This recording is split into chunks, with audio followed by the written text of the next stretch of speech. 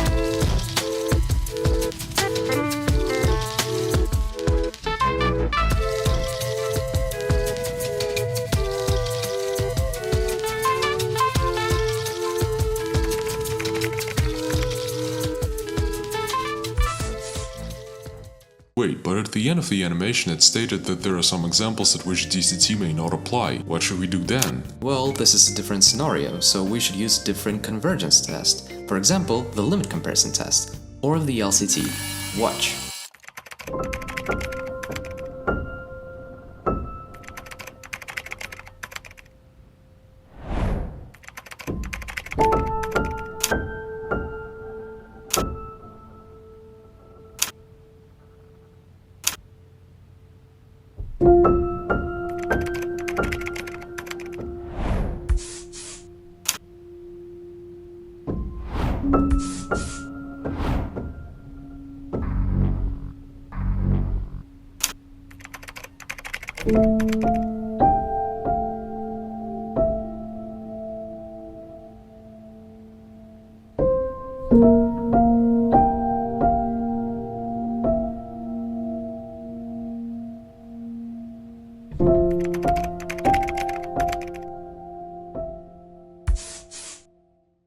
Finally, now that we are finished with the introduction to the convergence comparison tests, you and you are officially qualified to understand the concepts that we've talked about and the math behind them. Congratulations! I understand the concept now, but how are you doing? Oh, you mean with the this? reality warping? Yeah. Well, it's just that we're in a video right now, see? Oh, I think it's about to end about right now.